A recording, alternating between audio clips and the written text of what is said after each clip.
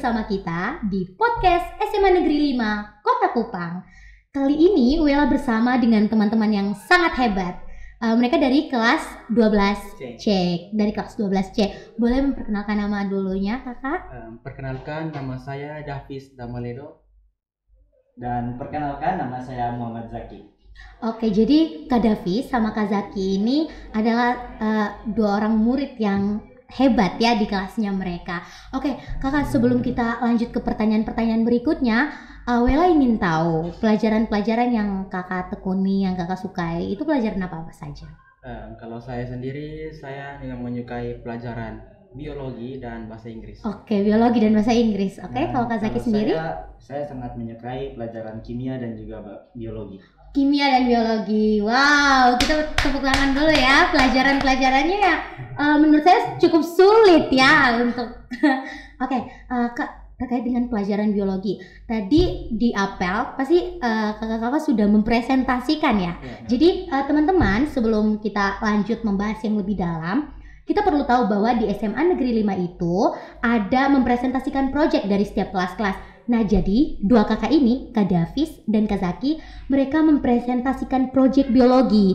Boleh dijelaskan proyek apa itu, Kakak?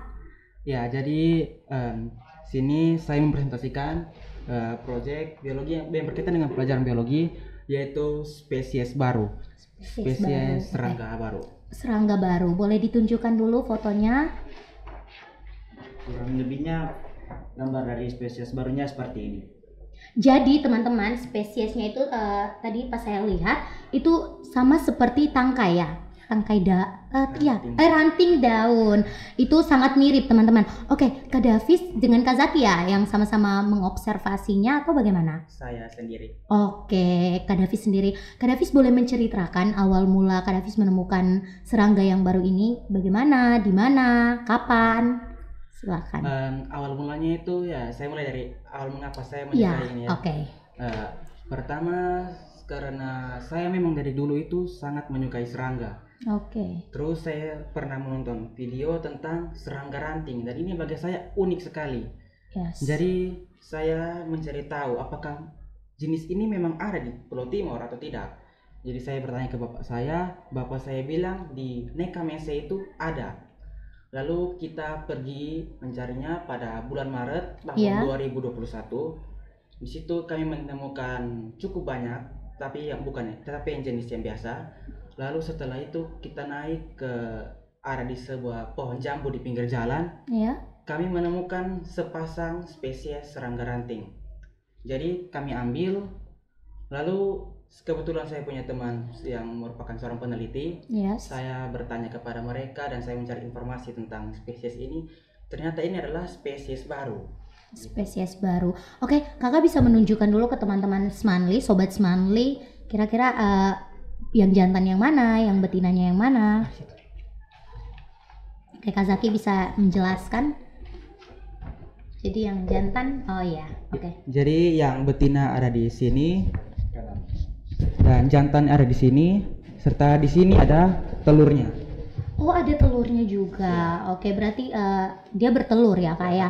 Oke, kalau misalkan dia bertelur, saya punya pertanyaan. Itu cara kakak membedakan yang jantan dan betina itu bagaimana? Dari telurnya. Oh, dari telurnya. Oh iya. Iya. Maksudnya pas kakak lihat, apakah memang langsung diketahui yang ini jantan atau betina? Sangat jelas perbedaan. Kelaminnya itu sangat-sangat jelas. sangat Betina jelas. memiliki ukuran yang sangat besar, sedangkan jantan memiliki ukuran yang lebih kecil dan lebih ramping. Oh, kebalik ya. Jadi biasanya yang jantan itu yang lebih besar, tapi di sini yang betinanya. Oke nih, kita bincang-bincang soal ini. Berarti ini adalah tugas project ya dari. Bukan. Ini memang murni keinginan saya untuk meneliti spesies ini. Wow. Sangat-sangat luar biasa teman-teman. Ini adalah hal yang sangat luar biasa. Dan berarti kakak sudah bisa meneliti spesies-spesies yang lain ya. Memang. Oke, Kak Zaki terkait dengan biologi, itu apakah di kelas kalian juga kayak kelompok-kelompoknya menggunakan project atau apa? Itu pakai kelompok juga? Ya, untuk di kelas kami sendiri di kelas 12C itu untuk proyeknya sendiri kami menggunakan tentunya kelompok yang sudah dibagikan sesuai dengan gaya belajar kita masing-masing. sehingga pada saat kita pengerjaan project itu kita dapat mengerjakannya dengan semaksimal mungkin dengan gaya kita tentunya. Oh wow. Jadi Kak kembali lagi ke apa namanya tadi?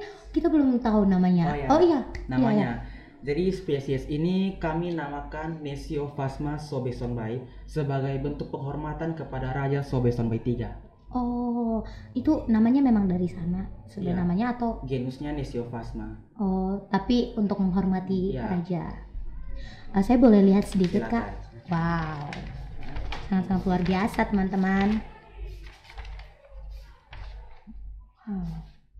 Oh ini ya Kak, jadi terus makanannya dia apa?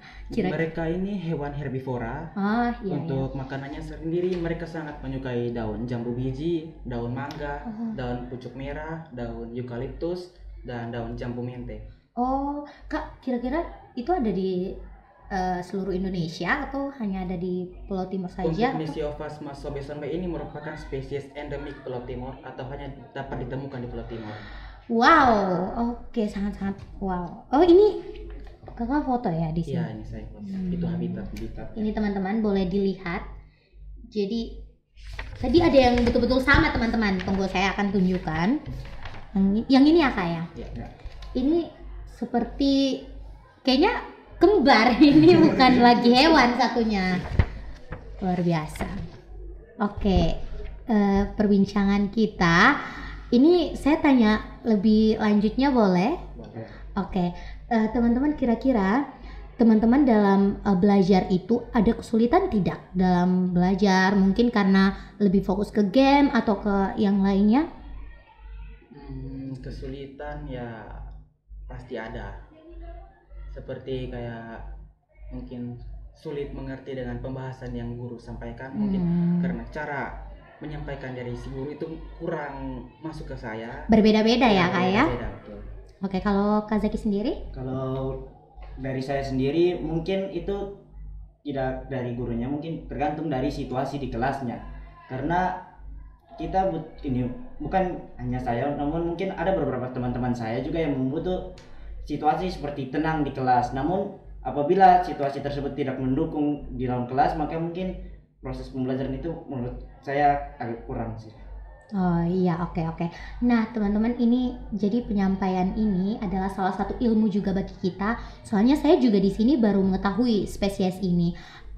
Kak Zaki dan Kak Davis boleh menyampaikan motivasi untuk teman-teman dalam hal belajar. Dari Kak Zaki dulu atau? Kalau dari saya, motivasi untuk belajarnya itu gini, tanamkan kawan-kawan punya mindset bahwa saya harus belajar, bukan tunggu untuk belajar. Jadi misalnya ya jangan mau ujian baru kita mau belajar, tapi usahakan agar ini pada keseharian kita juga harus belajar, karena apabila kita menunggu pada saat ujian itu kayak istilahnya sama saja. Yes. Jadi lebih baik kita belajar sejak sekarang, belajar sejak awal, sehingga pada saat ujian kita cuma tinggal ya melihat-lihat saja materinya. Ya. Kalau dari Kak Davis sendiri? Motivasi untuk belajar. Kalau bagi saya, kita harus tahu tujuan apa yang kita akan kejar di kemudian hari, dan juga dengan tujuan itu kita harus mulai mengejar dari sekarang. Belajarlah lebih banyak, terus belajar, sehingga jadi tujuan kita itu bukan hanya sekedar tujuan, tapi kita bisa mendapatkannya suatu saat. Oke teman-teman, jadi kesimpulannya itu ketika kita memiliki tujuan yang tinggi, cita-cita yang tinggi, kita harus dibarengi juga dengan usaha yang tinggi juga. Oke, teman-teman, itu saja. Terima kasih atas atensi dan perhatiannya dari teman-teman semua. Jangan lupa like, comment, share, dan subscribe. Dadah!